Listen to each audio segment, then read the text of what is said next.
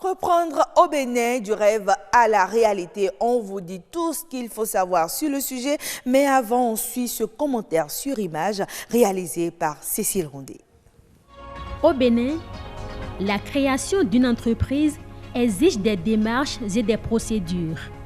Les formalités à remplir pour la création d'une entreprise sont entre autres l'immatriculation au registre de commerce et de crédit immobilier RCCM, la publication en ligne sur le site internet du GUF, guichet unique de formalisation des entreprises, l'obtention de la carte professionnelle de commerçant d'une durée de validité de 2 ans. Les frais de procédure sont à 10 000 francs CFA. La durée de traitement du dossier est de 8 heures après dépôt. L'Agence pour la promotion des investissements et des exportations APS est la structure indiquée. Précisément, les formalités sont effectuées au niveau du guichet unique de formalisation des entreprises GUF. L'APS est une agence sous tutelle de la Chambre du commerce et d'industrie. Elle est présente dans chaque antenne départementale de la CCIB.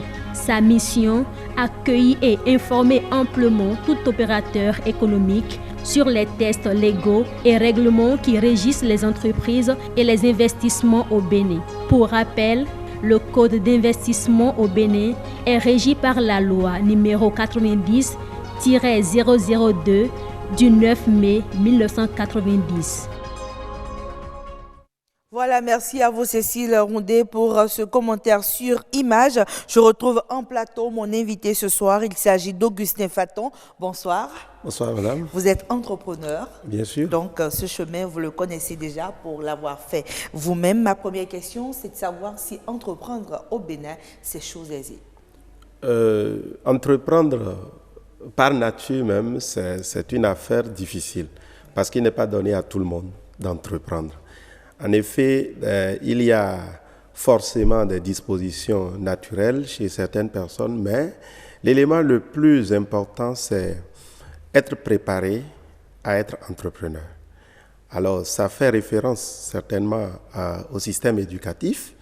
Et quand vous prenez 90% de nos centres de formation, je parle des lycées, des collèges, tout ça, ça ne nous prépare pas vraiment au monde de l'entrepreneuriat. Je comprends vos propos. Pour vous, le système éducatif tel qu'il est ne promeut pas forcément l'entrepreneuriat. Oui, c'est clair, mais il y a un élan de réforme salutaire en ce moment, mais le défi, c'est toujours la mise en œuvre dans notre pays parce que les politiques sont bien conçues.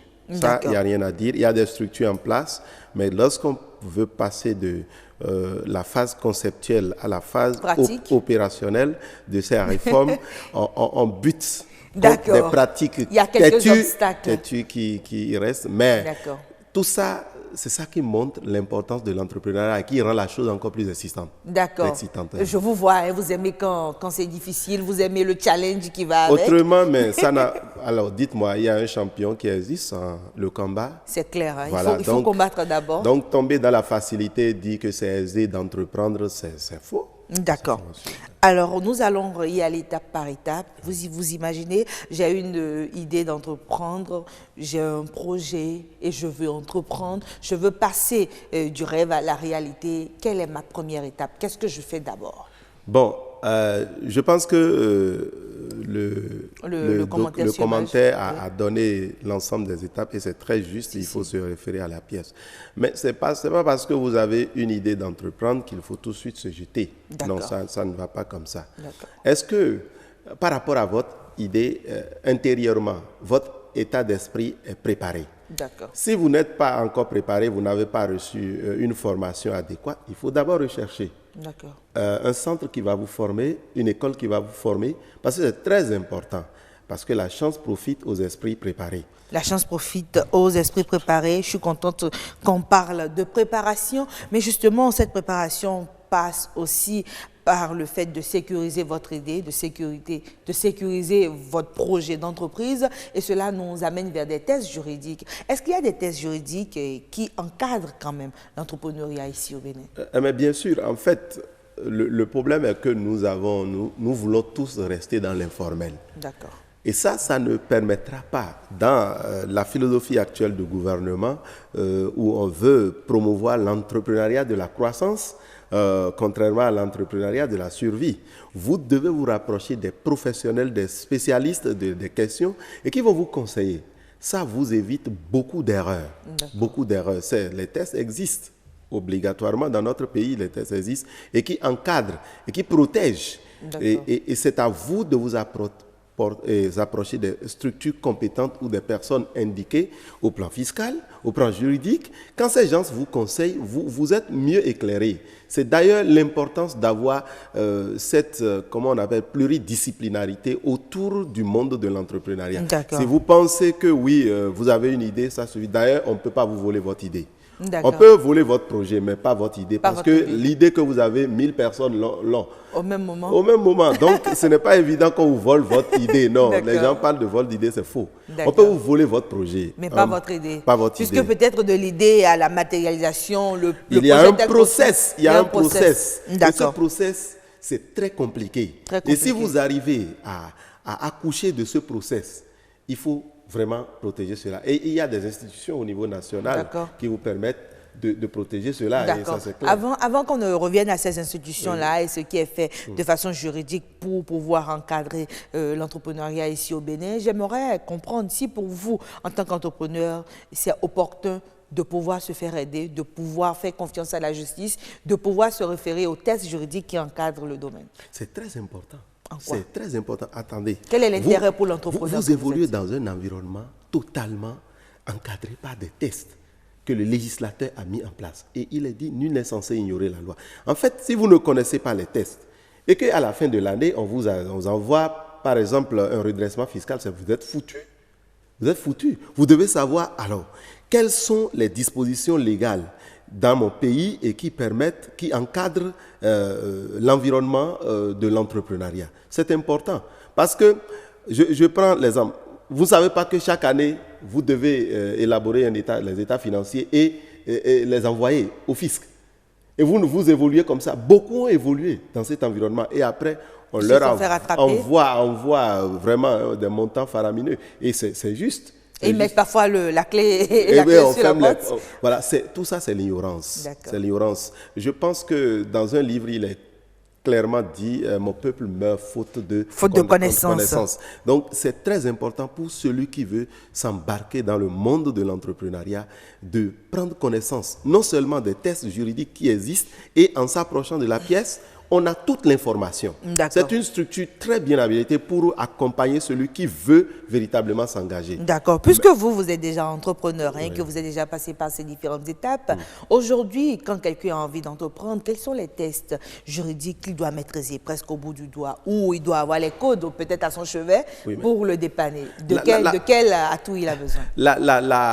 Le premier test, à mon avis, c'est la loi des finances. La loi des finances. Elle varie d'une année à l'autre. Et chaque année, elle évolue en fonction de l'environnement parce que les pouvoirs publics estiment qu'il faut créer des incitations.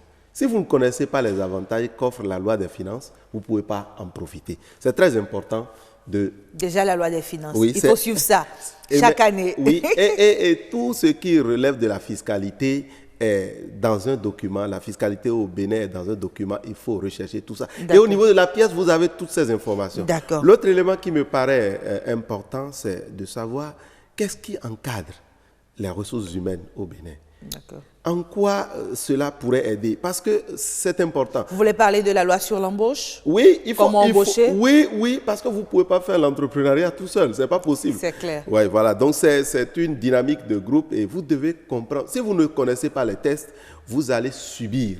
Mais quand vous les connaissez, vous profitez de leurs avantages. Alors, dans le commentaire qu'on a suivi, Cécile Rondet a parlé du code d'investissement au Bénin. Est-ce que ce code aussi, ce n'est pas nécessaire à l'entrepreneur? Oui, le code est important pour l'entrepreneur, mais pour les jeunes que je vois là, ils ne peuvent pas monter un dossier pour aller faire le conseil des ministres ou bénéficier des avantages, aller au code B, C, ainsi de suite. C'est un peu plus coriace. Mais c'est déjà très important qu'ils s'approchent de l'APS et qu'il ne faut pas aussi, on ne peut pas sauter. C'est toute une procédure. Il faut aller étape par étape. Quand vous voulez grandir brutalement, vous chutez. Donc, je suis d'accord, il y a des entreprises qui existent, qui fonctionnent et qui croissent. Elles ont connaissance de ce code et c'est très important de savoir ça. Monter un dossier, aller en conseil des ministres et puis après, à l'issue d'un conseil des ministres, on vous dit que vous êtes agréé au régime C, B du code des investissements. C'est pas donné à tout le monde. Non. Donc, je pense que c'est le lieu de dire que quand on ne maîtrise pas le domaine, on peut se faire accompagner par les experts. C'est très important de se faire accompagner. Parce que vous n'avez pas toutes les compétences et vous ne pouvez pas avoir aussi toutes les compétences. C'est quasiment impossible pour une seule personne de détenir toute l'information et toutes les compétences dont une entreprise a besoin pour s'affirmer dans un environnement qui est tellement dynamique. C'est important. D'accord. C'est carrément important. Voilà, moi j'aimerais quand même qu'on revienne aussi déjà à la marque, à l'idée, au projet. On oublie que pour protéger cela aussi, il y a un droit d'auteur, il y a tout ce qui entoure la marque, votre idée, parce que je suppose que l'entreprise aussi, c'est beaucoup de choses, l'entreprise a une personnalité. Est-ce que cette étape aussi n'est pas importante? Oui, c'est très important, mais en fait, il y a que, oui, nous ignorons les tests dans notre pays et puis nous ne voulons pas faire les choses dans les règles de l'art. Moi, j'invite tous ceux qui veulent entreprendre, approchez-vous de la pièce. Et quand vous allez là, vous avez des professionnels, il y a des réformes en cours. Il y a quelque chose que je voudrais quand même rappeler aux jeunes Béninois et qui me paraît important. Oui. On a tendance à tout noircir en ce moment. Et ça, c'est une erreur. Parce que ce qui se passe actuellement, c'est pour préparer l'avenir. D'accord. Et il est important de se rapprocher, lorsque vous voulez vous embarquer dans le monde de l'entrepreneuriat, de vous rapprocher des structures étatiques en place. La pièce, c'est très important. Quand vous allez là, vous avez tout. Les gens vont vous conseiller, les gens vont vous orienter. Les avantages fiscaux que vous pouvez avoir lorsque vous êtes au démarrage, tout ça, il faut y aller. Comment vous protéger, comment protéger votre produit, vous aurez tous ces conseils. Les structures vers lesquelles vous devez aller, c'est l'OPAI, tout ce que vous devez faire, les gens vont vous conseiller. Ça va vous aider à faire grandir. Non, aller à poser des pas assurés. Parce que quand on fait une gaffe, dans le monde de l'entrepreneuriat, les répercussions sont énormes. On s'en remet difficilement. Il faut avoir un mental d'acier pour s'en sortir, c'est important. Merci Augustin Faton. Nous rappelons que vous êtes entrepreneur avec vous. Donc, on s'est intéressé à l'entrepreneuriat ici au Bénin. Comment passer du rêve à la réalité. Des conseils pratiques ont été donnés sur ce plateau. C'est terminé pour la rubrique Autant savoir de ce soir.